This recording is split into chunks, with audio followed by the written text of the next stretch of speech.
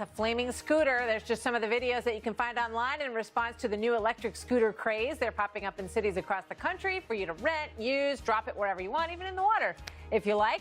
And that is what has a lot of critics outraged. They say they're littering the streets. In some places, they become more of a hazard than a help. So now several local governments are trying to push regulation to get rid of these scooters and their companies for good. Here now is John Stossel, who wrote a piece for FoxNews.com in support of the scooter life. You ride around on one of these?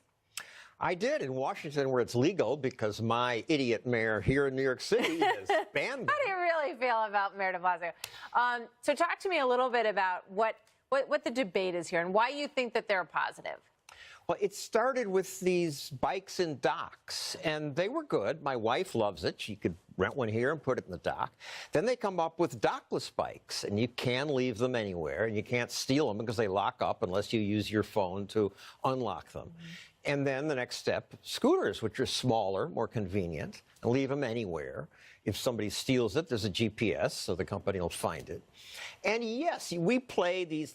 Some people set them on fire, dump them in the oceans. But the media always hype the problems. They are the exception. This is a new way to get around in cities, and we need that.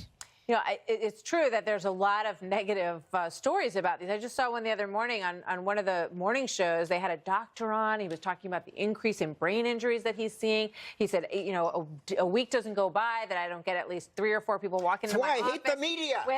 With injuries from these scooters. Well, there are injuries from bicycles, too, but we don't ban them. There's a lot of people. It's a big country. Stuff happens to people.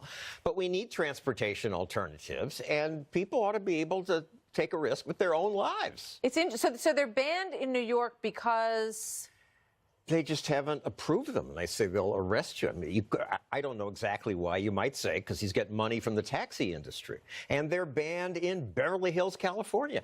But look, a lot of towns, Los Angeles, San Francisco, finally they banned them. Now they've approved it. San Diego, Denver, Chicago, Washington, Atlanta, they're legal. They're good. They're a good new thing, and we in the media should stop bashing every good new thing. So you say there is a role for government, though, in scooter world? Well, this is the public square, and yeah, there probably should be some rules. I don't presume to know what they are. Maybe don't drive on the sidewalk, but some places maybe it's appropriate to go on the sidewalk. And social norms will evolve so that here in Central Park, we got bikers and rollerbladers and runners, and we managed to work it out. But I don't like the dump it philosophy that you can just, you know, leave it. You can leave it in the middle of the sidewalk. You can leave it in, you know, my son's school. They have the Lime bikes, and they're just like thrown all over the place. I think they should be. I think you should have to put them somewhere.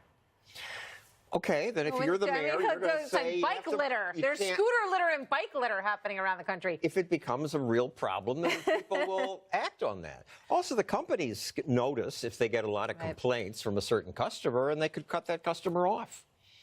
All right. We'll wait for John Stossel to be buzzing around and Mayor de Blasio right behind him on his scooter. Thanks, John. Always good to see you.